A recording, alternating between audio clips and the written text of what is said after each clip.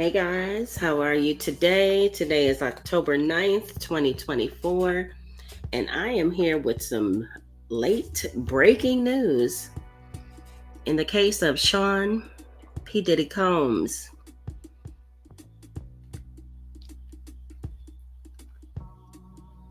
Hey Cole. Hey Mink.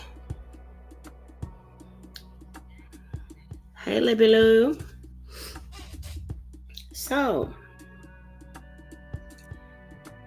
Diddy's attorneys have submitted a motion, and I'm gonna read through the motion and give you guys my comments as I go. For those of you who are new to the channel or new to me as a content creator, I just want to say I am considered legally blind.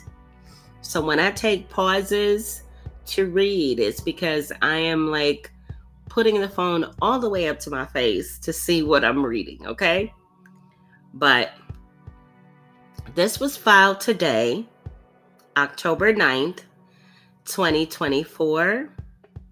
And this is from Mark Agnafillo's office. Okay. The introduction. You guys ready for this one? Because it's a bit of a doozy. Defendant Sean Combs.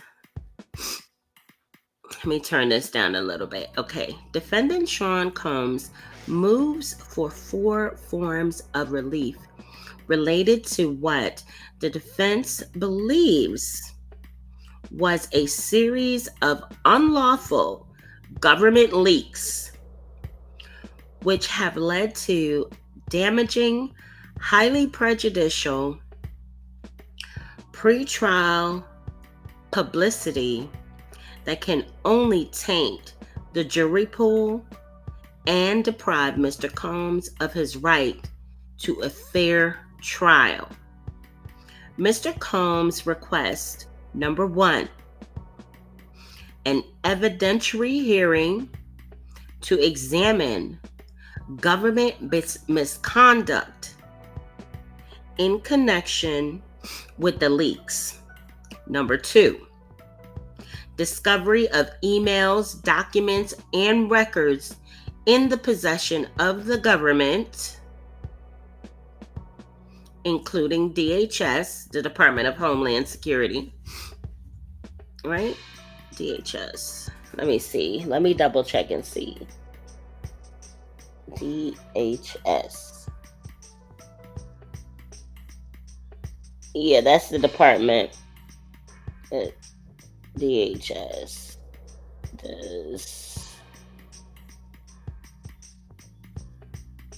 What does DHS mean? U.S. Department of Homeland Security. Yes. Including DHS related to these leaks. Number 3, a gag order prohibiting government personnel from disclosing any evidence or investigative material related to this case to any member of the media. And number 4, suppression of any evidence leaked by government employees in violation of Federal Rule of Criminal Procedure 6E of any other law, rule, or regulation.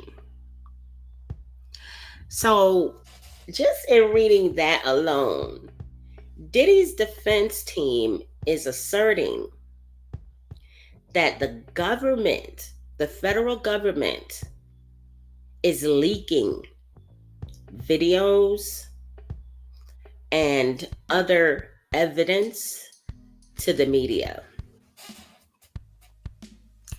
The available evidence makes a prima facie showing that the government, primarily through DHS, has engaged in a 7-month campaign with three objectives. One, preventing Mr. Combs from getting fair consideration by the grand jury. Two, preventing him from getting a fair trial. And three, strategically leaking confidential grand jury material and information, including the 2016 intercontinental videotape, in order to prejudice the public and potential jurors against Mr. Combs. So they're saying that the federal government gave CNN that video of Cassie. Do you guys remember the video of Cassie? Of Diddy chasing her out into the hallway and basically dragging her like a rag doll and kicking her like she was just like a load of laundry. Let's see. Let's get back to it. The government's scheme to undermine Mr. Combs' rights to a fair proceeding has several methods and means. First, there has been a steady stream of false and prejudicial statements made by DHS agents to various press outlets over the last 7 months. Second, the agents engaged in a particular brutal and public search for Mr. Combs's homes, during which they handcuffed Mr. Combs's innocent sons and then marched them before a news helicopter and the press. This was an apparent effort to convey that they had overwhelming evidence against Mr. Combs, justifying the public and brutal treatment of even his children, who were handcuffed and manhandled by federal agents armed with assault pum-pums. Third, government employees have repeatedly leaked grand jury information and materials to the press to raise public hostility against Mr. Combs in advance of trial. The most egregious example of this is the leak to CNN of the 2016 videotape from the Intercontinental Hotel in Los Angeles. As detailed below, the CNN leak was but one of a long documented history of leaks and false statements made with one purpose: to savage Mr. Combs's reputation prior to trial. While the government's misconduct in this case is particularly egregious, it is unfortunately part of a trend in this district. The government has learned that it can strategically leak information with impunity. This court should exercise its authority to prohibit these underhanded tactics, which severely undermine a criminal defendant's right to a fair trial. At the outset, the defense wants to be clear with the court as to what our theory is and is not. We do not contend that the leaks were orchestrated by the U.S. Attorney's Office. Rather, we contend that the false media statements and the grand jury leaks complained of below were planned and executed by DHS. As the parties develop more information in this regard, the court will see that the defense repeatedly contacted the prosecutors and stated in substance that their agents were leaking information to the press. Yet, regardless of that, if any action the U.S. Attorney's Office took, the leaks continued even until the arrest. The reason a hearing is needed is to determine exactly what DHS did and did not do regarding these leaks and what the U.S. Attorney's Office did and did not do to stop them. The evidence of government misconduct is clear enough already that this court is justified in using its authority to craft appropriate remedies. Mr. Combs' request that this court order discovery and an evidentiary hearing to investigate the government's misconduct. The abuse here is clear, but without a hearing, it would remain unknown how far or where the abuse reached. Then he states a case. It's United States v. Wallers. It said an evidentiary hearing is thus necessary.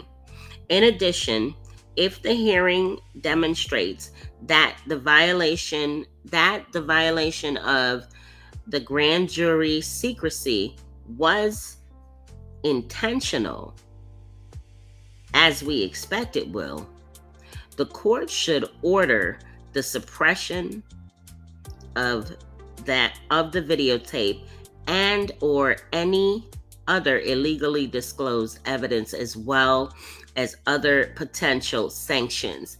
Now, his defense is definitely trying their hardest to suppress that video of Cassie.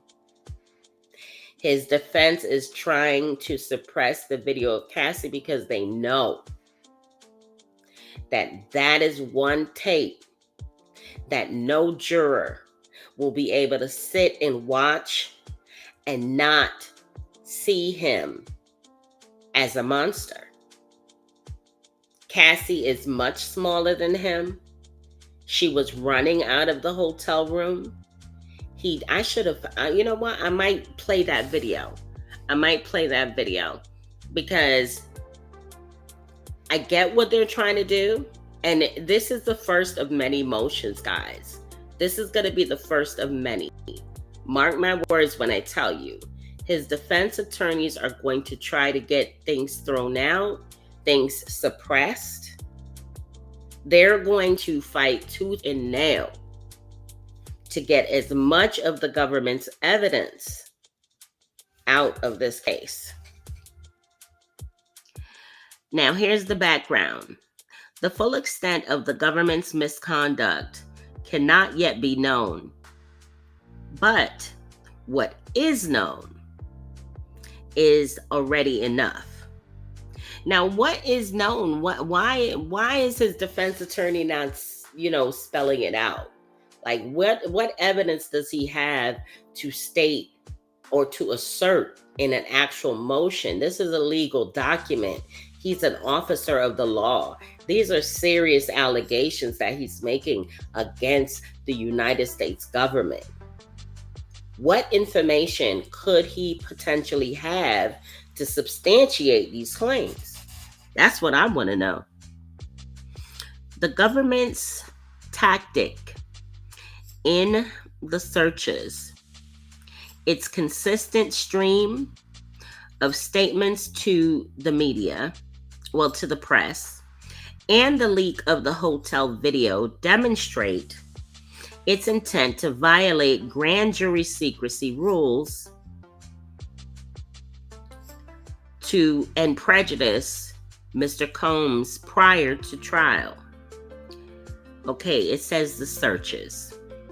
The government's campaign for prejudice, to prejudice Mr. Combs in the press commenced with the searches on March 25th, 2024.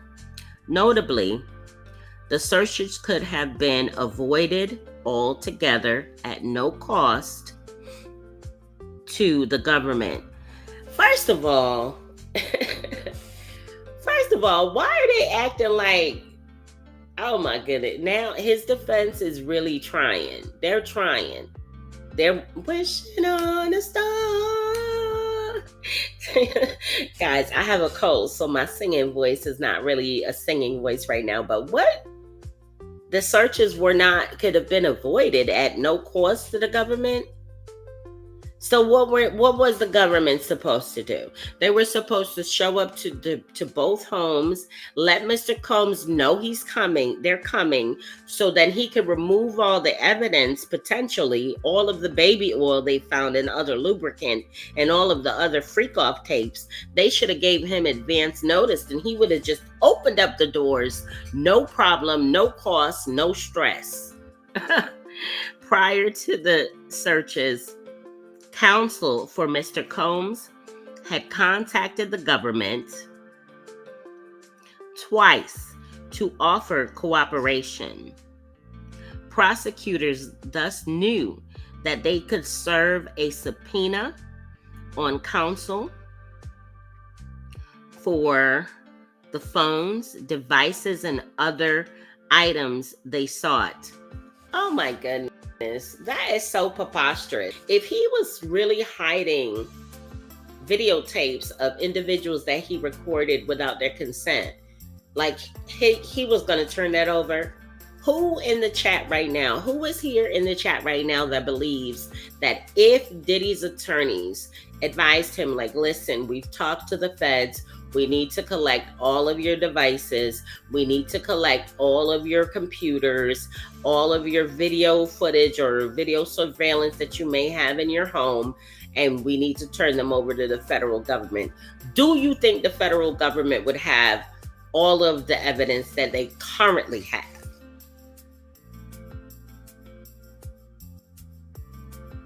I've read in the motion for discovery where it said there's like 7 terabytes of video. That's a lot of video.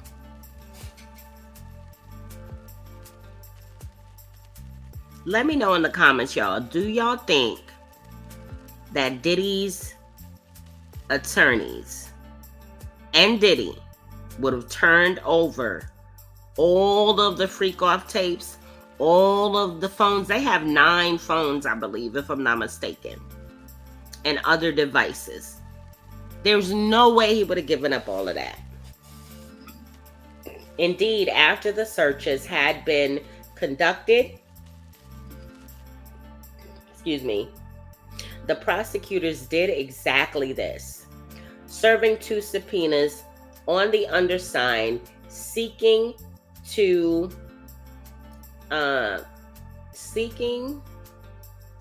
the identical items in the search warrant. However, the prosecutors ignored defense counsel's invitation to discuss the case so that they could engage in one of the more brutal and public searches in recent memory. At about 12:40 p.m. PST on March 25th, 2024, over 100 armed federal agents massed in 3 locations. Over 50 agents were at a residence at 2 Star Island in Miami, Florida. Over 50 more were at Mr. Combs's property in Los Angeles, California, and over 30 more were prepared to stop and search an airplane that Mr. Combs and his family were taking to a spring break vacation. These searches were specifically designed to be public spectacles of brutality and were not primarily focused merely on acquiring potential evidence. First, the searches were carried out in the middle of the day to optimize media exposure. Typically, searches are conducted quietly. Why are they trying to listen, defense team. If any of you ever come across on the docket, this argument, listen, I'm going to tell y'all right now, I don't think this argument is going to go anywhere really. It's a shot in the dark to try to get some evidence thrown out. They're probably even working on trying to get all of the phones and all of the videos thrown out. But they're going up against the Rock of Gibraltar, the United States of America, the government, the federal government. They have a 98% conviction rate, 98%. And I am certain that with this case, these people have dotted their I's and crossed their T's. And I think that Diddy's attorneys here are drawing first blood. That's what we say in patois, first blood. Like if you're in a fight, you throw the first hit. This is what Diddy's attorneys are doing. I cannot wait to hear to read the government's response to this, because they're gonna need to respond. If they don't respond and the evidentiary hearing is just scheduled, hopefully the transcripts will be available online. So let's see. Typically, searches are conducted quietly in the early morning. In this case, however, they were conducted in the middle of the day, both in Los Angeles and Florida, so that media could cover them before a larger audience. Second, the media was present at the inception of the Los Angeles search. In fact, one media outlet, Fox 11, boasted on air that it was on site and filming even before the crime scene tape was put up. It is thus clear that the DHS alerted the media prior to the search in order to maximize exposure. Third, the agents arrived in military-style armed vehicles with scores of heavily armed agents in full combat gear. One would think they were attempting to retake. No, he didn't. He said one would think they were trying to retake Donbas rather than seize some phones and computers. The show of force had no legitimate purpose. It was merely an attempt to garner further press attention, sensationalize the case, and portray Mr. Combs as dangerous. The show of force was also particularly egregious given that authorities knew Mr. Combs's children, who are innocent and who have never been a target of this invasion, were likely to be present. Fourth, the agents used excessive force against Mr. Combs's children, who were home, doing nothing wrong. One agent held a semi-automatic pum-pum to the head of Christian Combs, even though he was visibly complying with the agent's demands. Another agent had a semi-automatic pum-pum with a laser sight trained and the orange dot visible on the middle of the chest of Justin Combs. Like his brother, Justin was also complying with agents' demands. The agents then handcuffed Christian and Justin inside their house and then marched them to the front of the yard and to the front of the house where news cameras and Fox 11 helicopter, all invited by authorities, were waiting to get salacious footage. After perp walking these two completely innocent young men and displaying them in handcuffs and under restraint to the media, the agents walked them back into the house, still in handcuffs, and released them. These egregious tactics had no possible purpose other than to garner sensational media coverage. It worked.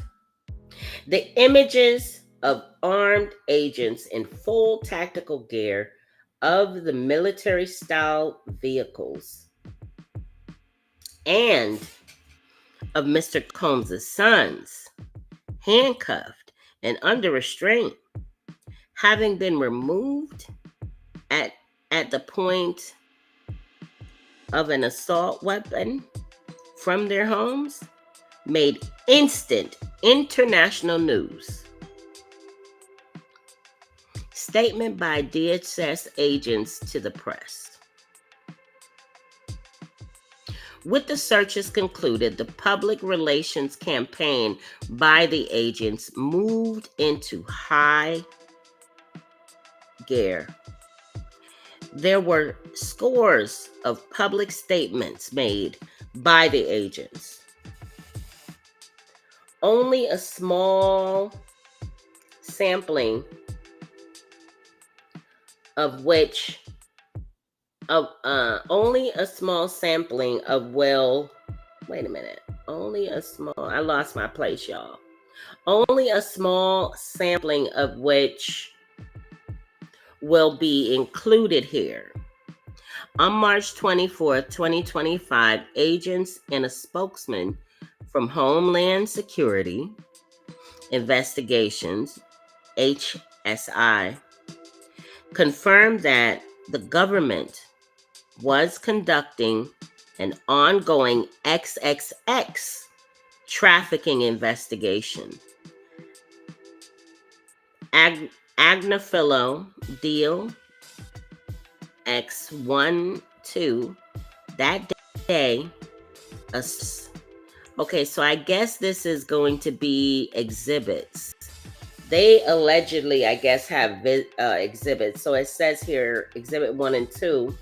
That day, a source further disclosed to the press that 4 Jane Does and 1 John Doe already sat for interviews with Southern District of New York investigators for a probe related to allegations of XXX trafficking and racketeering, and that more interviews are scheduled. The next day, March 26th, 2024, law enforcement sources told the New York Post that agents wanted to seize the 54-year-old's phones and computers, and that his properties in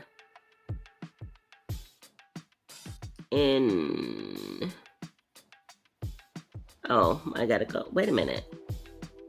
The agents could have brought the son's. You know what? This is weird because I think there's a typo area here. Because it goes from the statement of the 26th, but then there's a little note there. But let me keep going. New York and Chicago will be next. Another exhibit. Sources further reported that the searches were based on a search warrant issued by the Southern District of New York on March 27, 2024, 2 days after the searches of Mr. Combs's residence. An agent specifically identified as working for DHS made public statements to, among other media, the New York Post, that we believe that there is a disturbing history of XXX trafficking. We are responding to concrete, detailed, explicit allegations. This is not random. We didn't choose his name out of a hat. We had allegations that we're following up on. The source identified by the Post as a officer with the Department of Homeland Security, went on to tell the press, you have to understand that we didn't just decide on a whim to search his homes. A federal judge had to sign off. This isn't a witch hunt. The DHS operative further shared, that's a funny thing about victims. They may be reluctant to speak at first, but once they start talking, they talk. They talk a lot. We are getting a lot of cooperation from a lot of people who want to see him brought to justice. The New York Post further described the source of these quotes as a Miami-based officer who spoke under condition of anonymity and confirmed Mr. Combs is under investigation. Now, he claims to have all of these exhibits. This is number 4. 2 days later, on March 29, 2024, law enforcement sources told ABC that prosecutors have interviewed a number of Diddy's accusers, including those who have filed civil lawsuits. The next day, on March 30th, 2024, a reporter at the New York Post stated to News Nation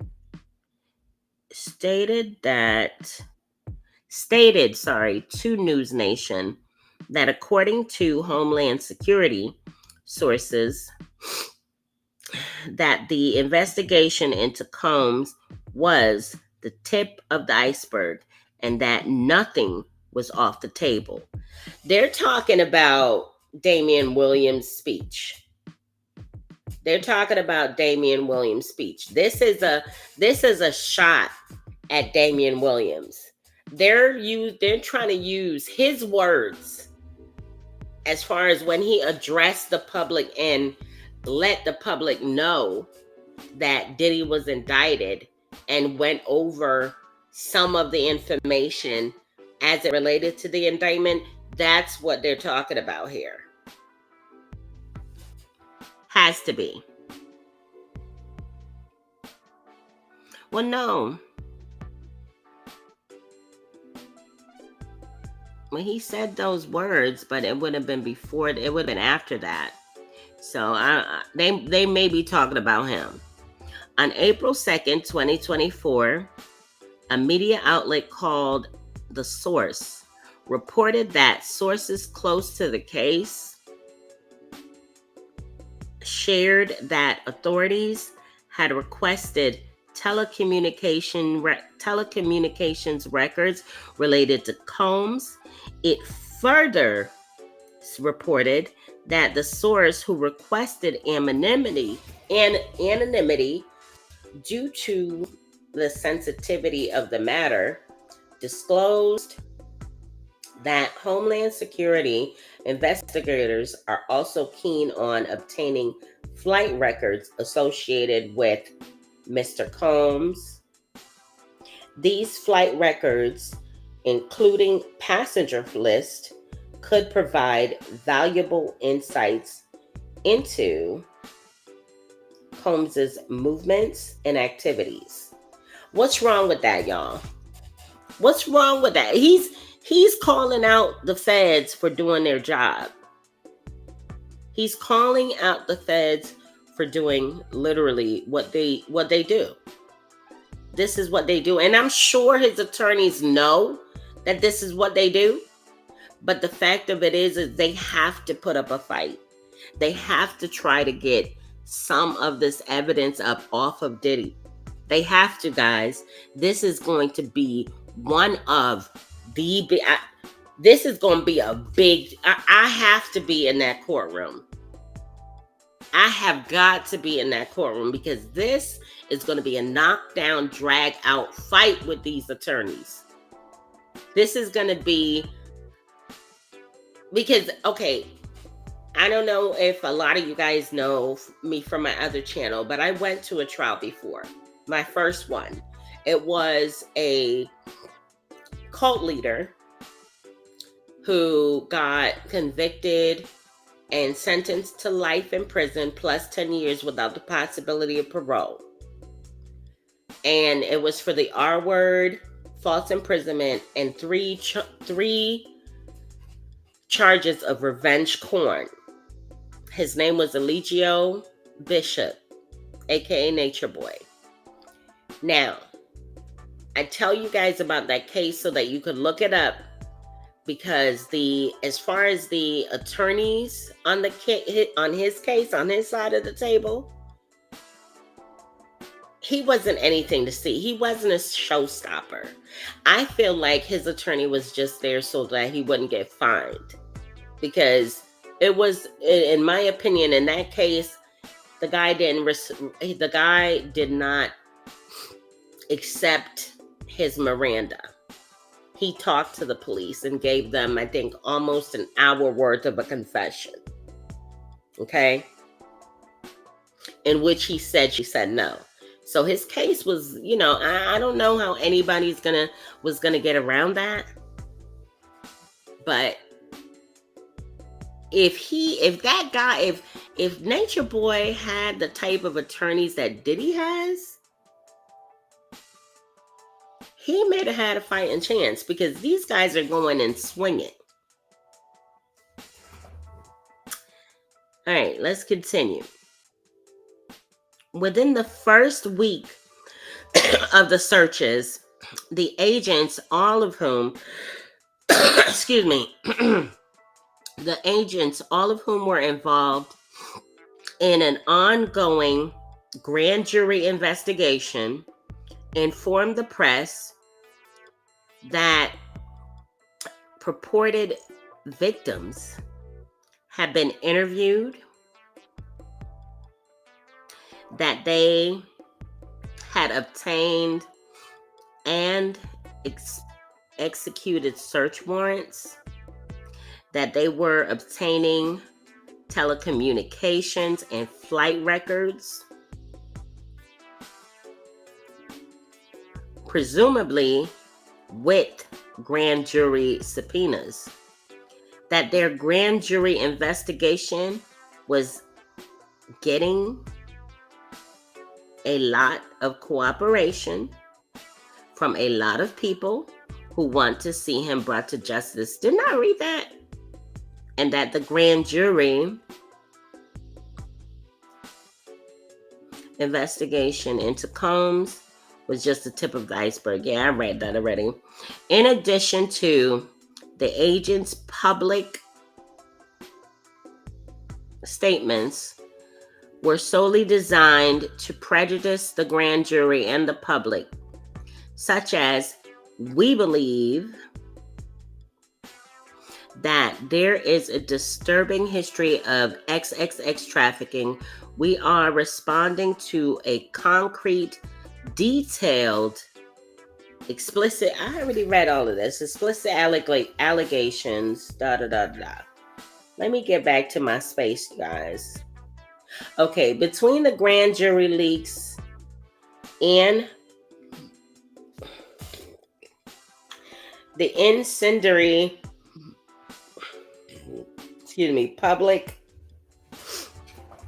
publicly, the incendiary public statements, the agents all but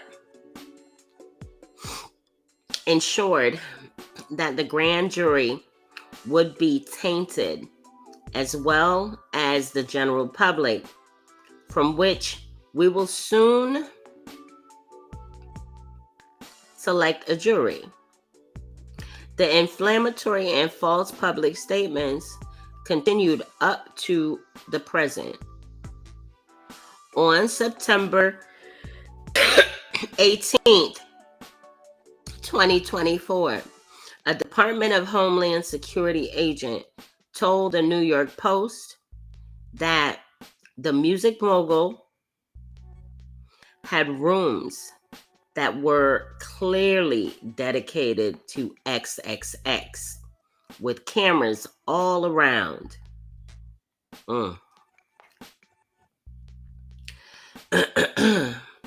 The source, identified as one of the DHS agents who helped raid Mr. Combs' Florida home, and further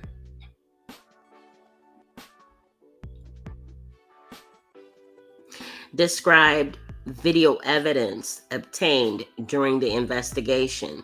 This agent went on to tell the press So, if you were in these XXX parties, you were being recorded from every possible angle, including angles you wouldn't have known about.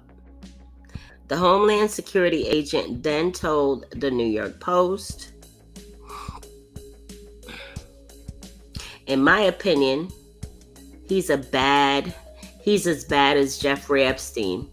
These women are young, either barely legal or barely illegal.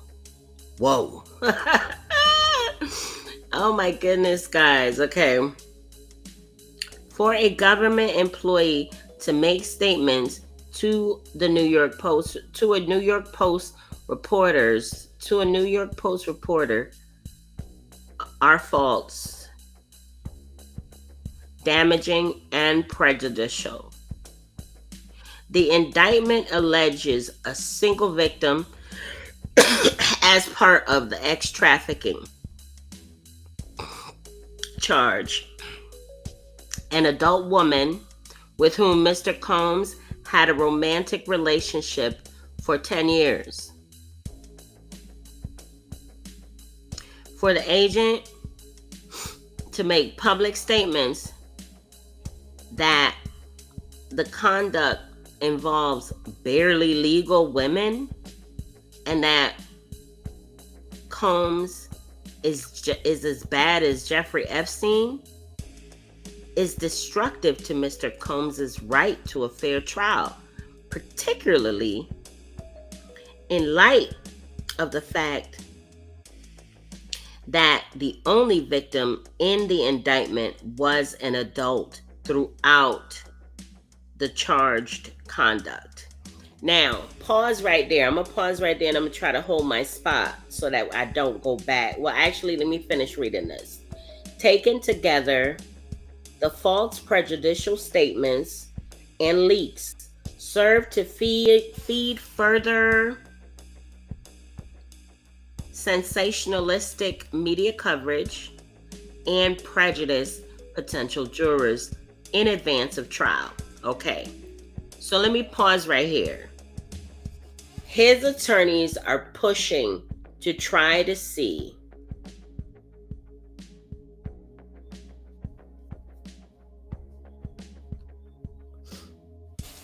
so basically his attorneys are probably trying to force the hands of the federal government. I think they're shaking the trees. I think they're trying to shake the trees to see if the federal government will go ahead and do a superseding indictment now to include whatever other alleged victims. Because remember, the goal is for there not to be any surprises at trial. That's the goal. So therefore, his defense is trying to get all that they can from the prosecution. With them alleging that there's only one victim in the indictment and kind of calling them on misconduct, it may force the federal government's hand to actually produce the additional victims. Number 3, the leaked hotel videotape. In the midst of this 7-month campaign to impugn Mr. Combs's reputation before trial, on May 17, 2024, a 2016 videotape from the Intercontinental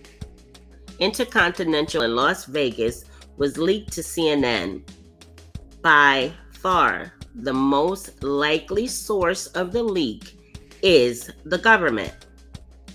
That is for several reasons. First, as set forth above by May 17, 2020. I'm sorry, let me start back.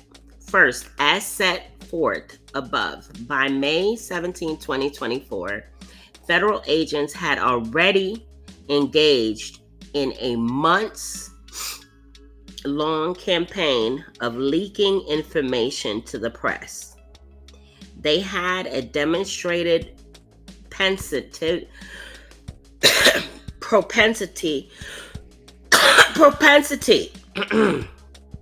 of embracing contacts at numerous press outlets and leaking information in order to produce media coverage. Second, victim 1 is not the likely source of the leak. There is no evidence that either she or her lawyers had possession of the tape. So his attorneys are actually conceding the fact that Diddy did have that tape. You catch that? His attorneys are not really they're not being smart right here. They're admitting that he did have that tape, i.e. he paid the hotel security staff off. To the contrary, had either victim 1 or her lawyer had the tape, the allegations in the civil complaint would have been entirely different and far more specific.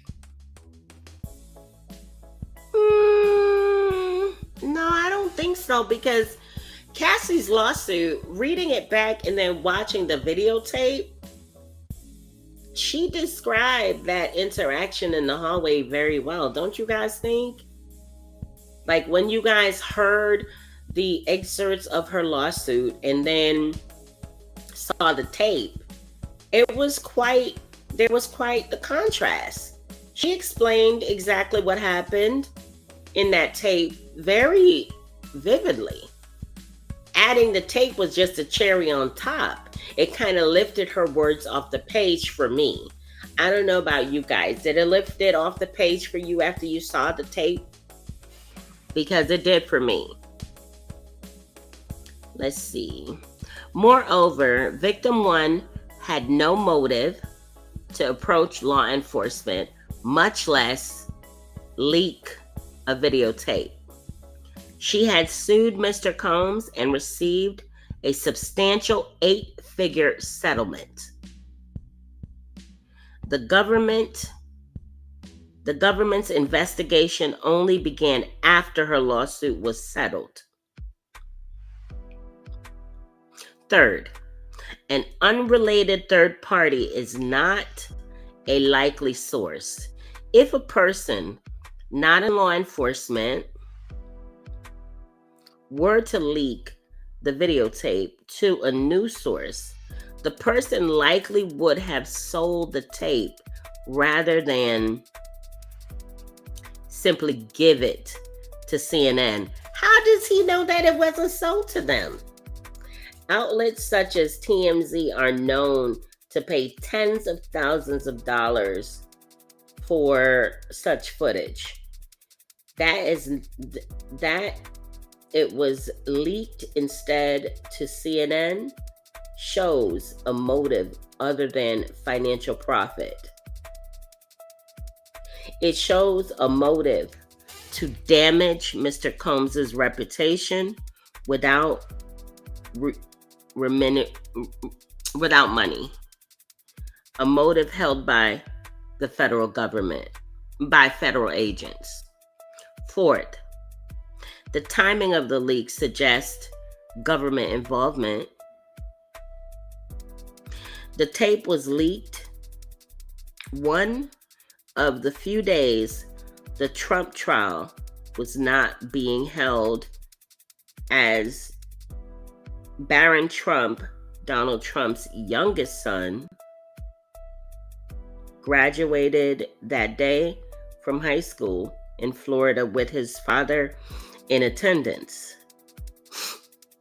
One of the more contentious issues in the Trump trial was whether trial, they missed the duh. It says whether trial would be stayed so Trump could attend his son's graduation. Eventually, the court announced that May 17th would not be a trial day. The fact that, a fact that would have been known to federal agents, and they also would have known that May 17th was thus a perfect time, as it was a slow news day given the break in the Trump trial. Early in the morning of May 17th, a CNN reporter informed a member of Mr. Combs' public relations team that CNN has come across a video from the Intercontinental Hotel.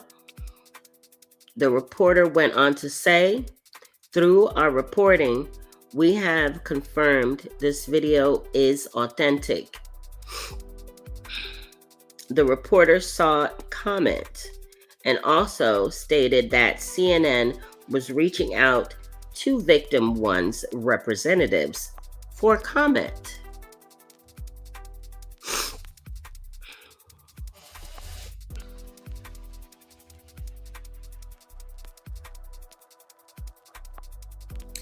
At 10:22 a.m. that morning, defense counsel emailed the prosecution team to say that CNN was in possession of this videotape and that counsel was concerned about the circumstances by which it was provided to CNN. The government acknowledged defense counsel's email hours after the tape was made public, but as far as defense counsel is aware, took no further action.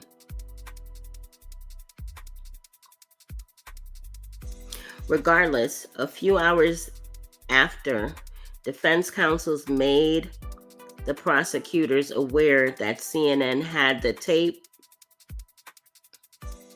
CNN released it to overwhelming international attention.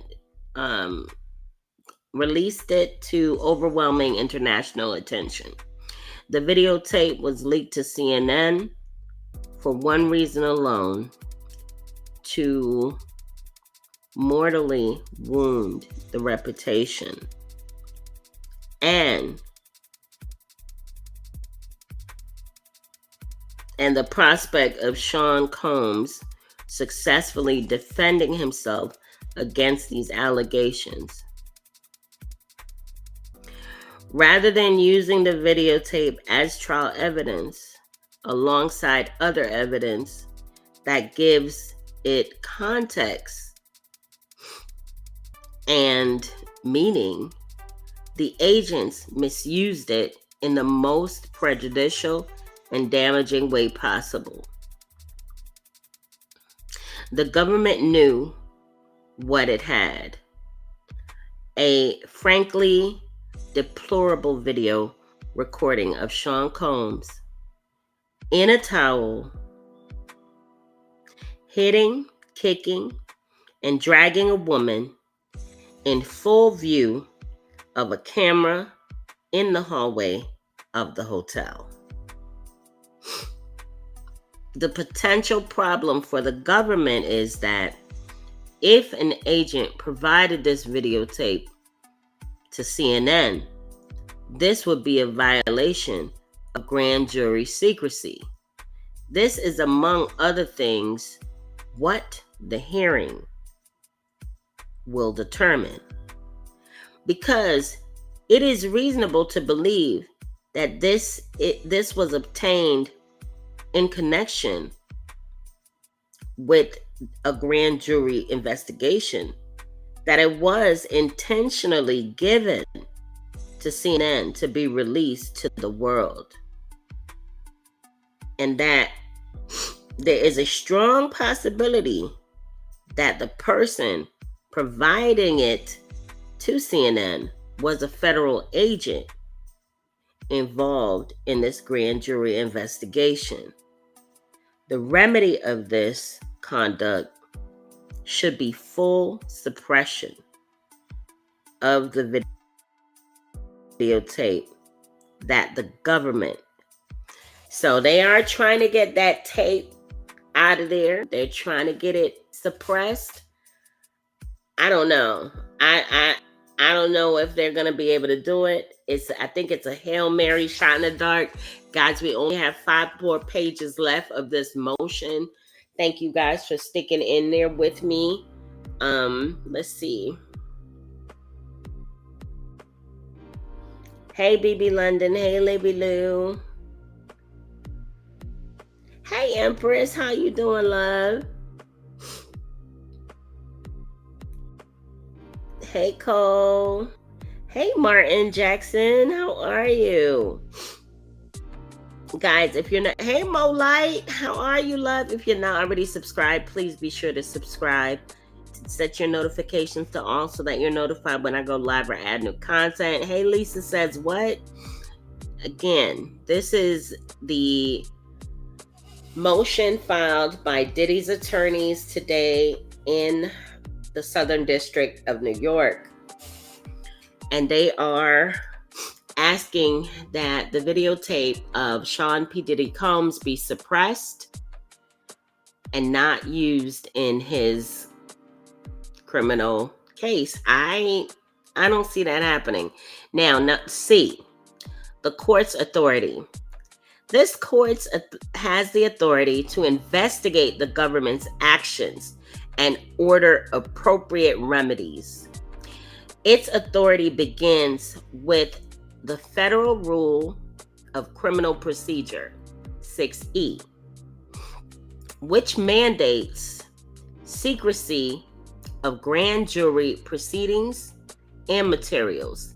A violation of Rule 6 occurs when a covered person discloses anything that will reveal what transpired during the grand jury proceedings. Then he cites another case. He says regarding grand jury subpoena. Oh no, he's just saying grand jury subpoena and the outlines of that. Let's see. Okay, covered persons include attorneys for the government and other government personnel assisting government attorneys. Federal criminal procedures. I hate when they do this. They put all of these other things in between the words. Both the direct and indirect disclosure of information are prescribed.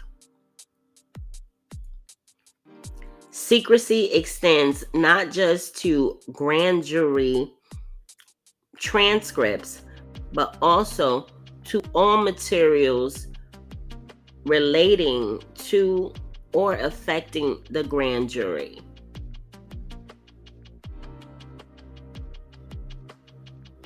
Okay, I'm going to go ahead and skip over this because this is just telling them their rules.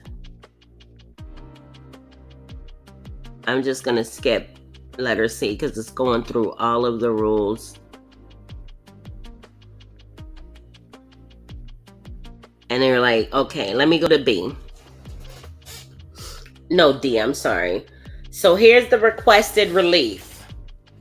This is what his attorneys are requesting from the court. Based on the foregoing, Mr. Combs requests the following relief. First, this court should order an evidentiary hearing to investigate the misconduct detailed above as well as order as well as other misconduct that yet come to light may have yet to come to light. Here the defense has made a prima facie showing that a hearing should be held because it is clear agents involved in this investigation spoke to the press about matters relating to or affecting the grand jury and leaked evidence. These are strong allegations. If his defense attorneys are able to prove this could ruin the entire federal government's case. And I doubt that these guys didn't cross their T's and dot their I's. So we'll see the agents here were specifically identified in press accounts as HSI officers or DHS operatives, and specifically as Miami-based officers who helped raid Mr. Combs's Florida abode. Those officers disclosed specific information about the investigations, including its target, the types of search warrants obtained, and materials sought. What witnesses had reported to prosecutors, and actual evidence revealing the nature or direction of the grand jury proceedings. Second, in advance of that hearing, this court should order relevant discovery from the government. This should include any emails or text messages by any government attorneys or law enforcement regarding these and any other leaks of information about the investigation or prosecution of this case. Third, this court should immediately enter an order forbidding government attorneys and agents involved in the case from leaking any further information to the media. The order should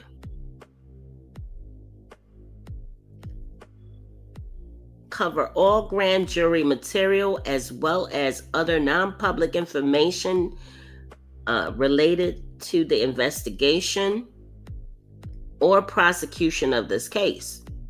Fourth, after the evidentiary hearing, to the extent and nature of the misconduct has been clarified, Mr. Combs will submit requests for any additional appropriate remedies, including disqualification of witnesses, suppression of evidence, including the 2016 video, or dismissal of all charges in the indictment. Respectfully submitted, Mark Agnifilo. What do y'all think about that? What do y'all think about that? What are you guys' thoughts on that?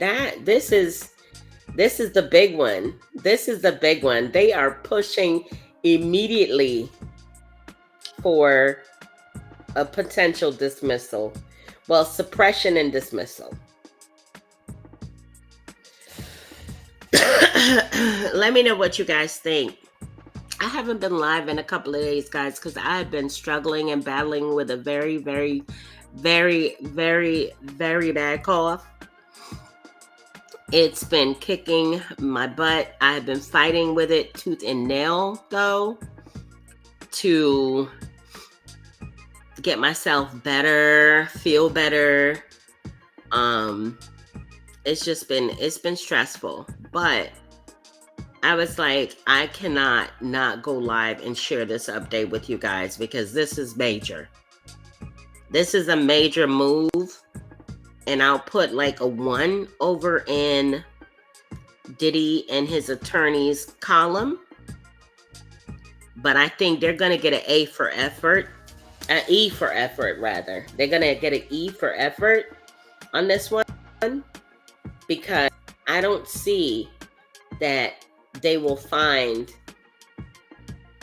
any information related to agents leaking or things of that nature. I doubt it. I highly doubt it. If that is the case, Diddy's case may be in trouble. If there is indeed evidence of misconduct, Diddy, at the very least, they may get the videotape of Cassie thrown out. At the very least. But I don't think all of the other tapes and other evidence is going to be thrown out. Guys, let me know what your thoughts are. I will definitely be live back in tomorrow because there is a hearing being held tomorrow in the federal courthouse in front of the new judge. We spoke last time when I did a Diddy update that the judge changed. It's now Aaron Subramani. That's the new judge. So I'll keep you guys posted. I'll be back tomorrow. I'm going to get off now because I really need some tea. And I need to get my herbs like my moringa, my sweet earthworm, all of my stuff, and get my life in order. Because I am getting over the cold. I am not yet over the cold, okay? But I will be back tomorrow. And if any more updates come about in this situation, I will certainly be sure to keep you posted. He's trying to do